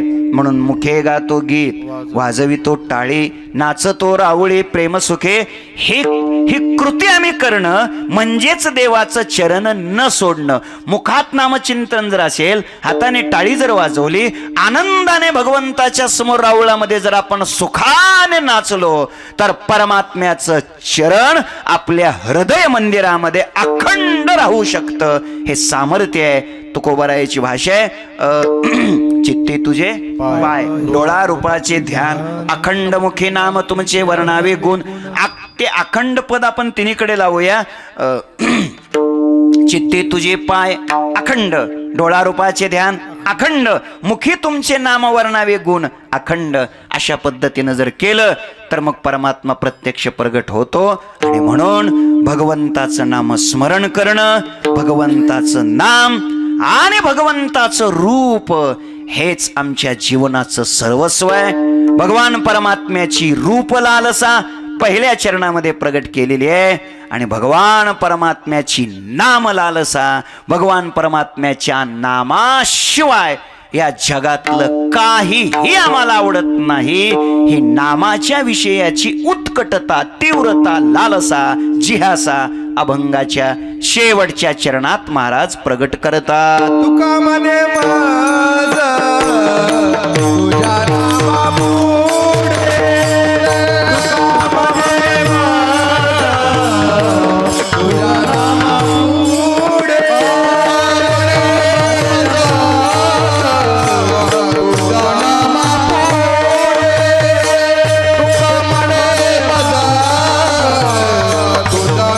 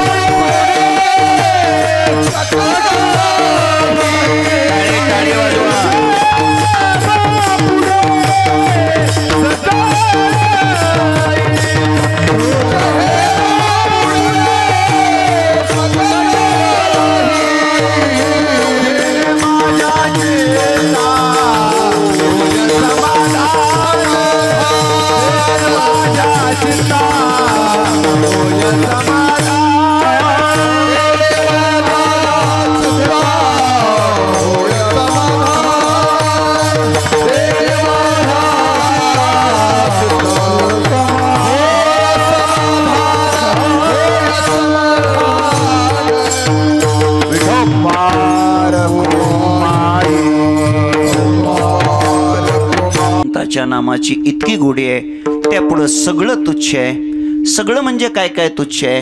दोन प्रकारात त्याचं वर्गीकरण करू. एक, जगात वर्ग दोन आहेत. एक वर्ग संसारिकाचा आहे, एक वर्ग साधकाचा आहे. संसारिकाच्या समोर साध्य आहे भोग, साधकाच्या समोर साध्य आहे मोक्ष. महाराज सांगतात भगवंताच्या नामाची आम्हाला एवढी आवड आहे, एवढी आवड आहे, त्या नामनिष्ठेपुढे आणि नामाच्या प्रेमापुढं आम्हाला भोगही तुच्छ आहे आणि मोक्षही तुच्छ आहे. मोक्ष पद तुच्छ केले या कारणे. या न्यायाने पुष्कळ प्रमाण आहेत. महाराजांचं प्रमाण आहे परमेष्टी पदा तुच्छ मानिते सर्वदा. 5-6 चरणाचा अभंग आहे, फार गोड आहे. हे सगळं तुच्छ केलेलं आहे. ज्ञानोबारायांची एक ओवी देऊ आणि शिवा समाप्त करू. ज्ञानोबाराय सांगतात जयाची आवडी केली मजशी कुळवाडी, भोग मोक्ष बापुडी तेजिली कुळे. तुच्छ हे बापुडे सकळही फक्त भगवंताचं रूप आणि भगवंताचं नाम हेच आमच्या जीवनाचं सर्वस्व आहे. महाराजांच्या जीवनाचं सर्वस्व भगवंताचं नामाने रूप. सद्गुरू श्री निवृत्तीनाथापासून आत्तापर्यंतच्या सर्व संत महानुभावांच्या हृदयामध्ये भगवंताच्या रूपाचीच आणि भगवंताच्या नामाचीच अतीव श्रद्धा आणि अतीव लालसा आहे. आज आपण ज्यांच्या या अमृत महोत्सव आपण संपन्न केला आणि त्यानिमित्ताने संपूर्ण नाशिक जिल्हा एकत्र येऊन नाशिक जिल्ह्यातील सर्वच स्तरातील वारकरी, शेतकरी, अधिकारी, कर्मचारी, पुढारी या सगळ्याच स्तरावरचे सगळे लोक एकत्र येऊन मोठ्या दिमाखामध्ये, थाटामध्ये, सात्विक अशा वातावरणामध्ये आपण या दिंडोरी तालुक्यात शिवनई या गावामध्ये जिल्ह्याच्या वतीने आपण हा अमृत महोत्सवी महोत्सव या ठिकाणी महाराजांच्या अमृत महोत्सवाच्या निमित्तानं मोठ्या प्रमाणामध्ये साजरा करत आहोत.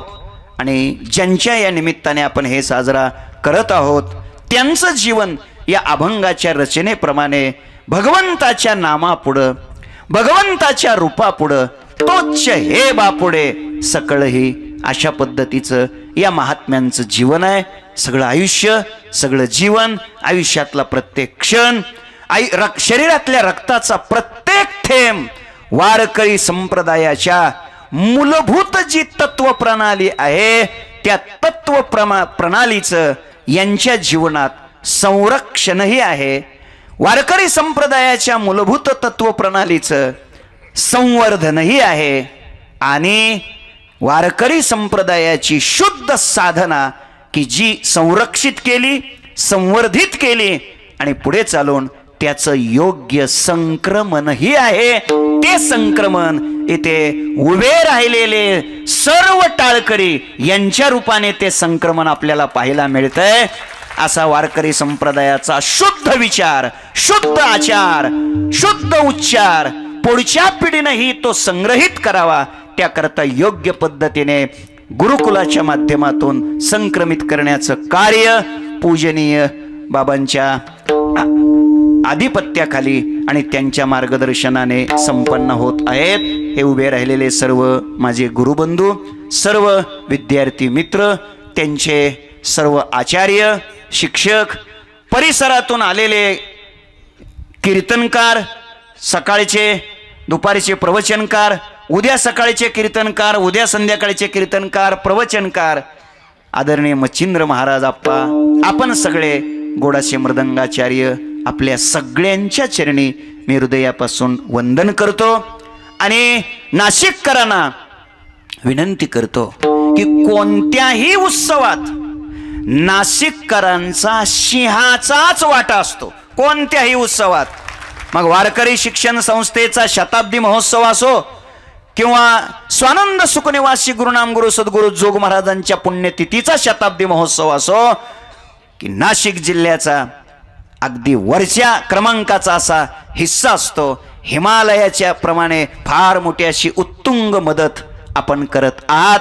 आणि ऐका, आपल्या मदतीशिवाय दोन्ही शताब्दी महोत्सवामध्ये शिवनईकरांनी, आदरणीय गडकरी पाटलांनी खूप मोठा मेहनत घेऊन दोन्ही उत्सवात संपूर्ण संस्था आणि संस्थेतल्या सर्व कार्यक्रमाला हे हे हे आता हार घातला होता का, हे असे हार दोन्ही उत्सवात प्रचंड असा मोठा सिंहाचा वाटा फुलाच्या संबंधाने, हाराच्या संबंधाने यांनी स्वीकारला. आणि कुठेही पुढे न येता, हे विशेष, कुठेही पुढे न येता फुलं यायचे, यांचे सगळी मंडळी ते तयार करायचे आणि मग आमच्या जवळ घालायला द्यायचे, फोटो आमचे निघायचे आणि हे पाठीमागच राहायचे. आता बी पुढं आले नाहीत बघा, दुसरेच लावले पुढं ते, कारण त्यांचं मत आहे की आपले कार्यकर्ते हे सगळे पुढे आले पाहिजेत आणि कार्यकर्त्यांनाही बळ दिलं पाहिजे. असं कार्यकर्त्यांना बळ देणारे आदरणीय पांडुरंगजी पाटील गडकरी आणि वारकरी संप्रदायातल्या नवोदित साधकाला ज्ञानाचं, चारित्र्याचं, आचरणाचं बळ देणारे गुरुवर्य बाबा. असं हे व्यक्तिमत्व आहे. त्यांच्या चरणी मी नतमस्तक होतो. आणि त्यांनी थोडं ऐकायला पाहिजे, पण आता काय करावं, आपली काय हिंमत होत नाही जास्त बोलायची. ते ऐकत नाहीत. त्याने असं बसून ऐकायला पाहिजे. आमच्या पोरासोराच्या कीर्तनात त्यांनी बसायला पाहिजे, काय हरकत नाही हो. पण ते ऐकतच नाहीत बाबा. ते छातीवर धोंडा ठेवल्यासारखं होतंय. पण आता तारीख तुमची घेतलेली असते, नाईलाज असतो, त्यामुळे नाईलाजानं उभा राहायचे खरं म्हणजे. पण त्यांना प्रेम आहे, त्यांना आदर आहे, त्यांना आवड आहे आणि ते आशीर्वाद देण्याकरता खऱ्या अर्थानं उभा आहेत. वारकरी संप्रदायाची सगळी साधना काटेकोरपणे करणारं हे पूजनीय व्यक्तिमत्व आहे. भगवान करो बाबांचा अमृत महोत्सव संपन्न करण्याचं भाग्य आपल्याला सगळ्याला लाभलंय. देवाला विनंती करू, पांडुरंगाला विनंती करू, सद्गुरू निवृत्तीनाथांना विनंती करू, सद्गुरू जोग महाराजांच्या चरणी प्रार्थना करूया. या महापुरुषांचा शताब्दी महोत्सव करण्याचंही भाग्य आम्हाला लाभावं आणि बाबांचं आरोग्य उत्तम राहावं आणि उदंड आयुष्य परमात्म्याने त्यांना प्रदान करावं अशी या निमित्ताने प्रार्थना करतो. झालेली सेवा सद्गुरू श्री निवृत्तीनाथ महाराजांच्या चरणी, स्वानंद सुखनिवासी गुरुनाम गुरु जोग महाराजांच्या चरणी समर्पित करतो. जे काही बरोबर असेल ते माझ्या वारकरी शिक्षण संस्थेतल्या सर्व गुरुदेवांच्या आशीर्वादाचं फल आहे. चुकीचं असेल ते माझ्या बुद्धीचे दोष आहेत. पाठ चालू असताना झोपलो बिपलो असेल तर त्याचं हे समजा चुकीचं जे असेल ते जे योग्य आहे ते यांच्या कृपेचं फल आहे. अशीच कृपा सदैव अखंड पाठीशी असावी. काय झोपलेत काय जास्त, अशीच सदैव पाठीशी असावी अशी प्रभूचरणी प्रार्थना करतो. आणि पुन्हा एकदा आलेल्या सर्व नाशिककरांना माझी विनंती आहे, तुमच्या प्रत्येकाकडे मोबाईल तर असेल की 100% असणार. मोबाईल नाही तर मग माणूस कसा, 100% असणार. तर आता काय करा, 5-5 मित्र तर प्रत्येकाला असतील, कमीत कमी 5-5. तर आता कीर्तन संपल्या 5 मित्रांना फोन करा आणि उद्या तुम्ही आणि तुमच्या बरोबर दुसरे 5 जण असे जास्तीत जास्त उद्या सगळेजण घेऊन या आणि या कार्यक्रमाची शोभा सर्वांगानं आपण वाढवा. सर्वार्थाने, अन्नदानाच्या रूपाने, अनेक प्रकारच्या रूपाने या कार्याला आपण सगळेजण मदत करा. दैदिप्यमान असा दर्जेदार सोहळा आपण हा संपन्न करावा अशी आपल्या चरणी प्रार्थना करतो आणि माझ्या वाणीला इथेच विराम देतो. ज्ञानेश्वर माऊली, ज्ञानराज माऊली, ज्ञानेश्वर माऊली,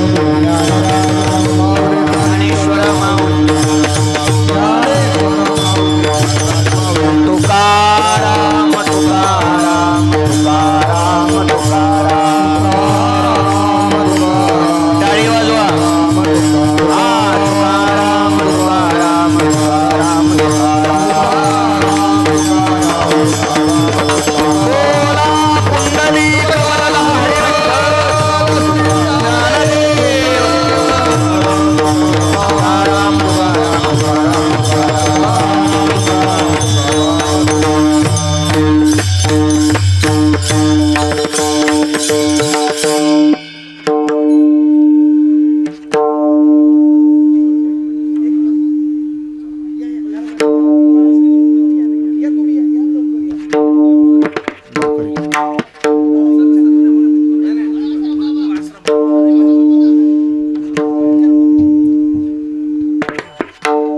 तुका मने मग तुझ्या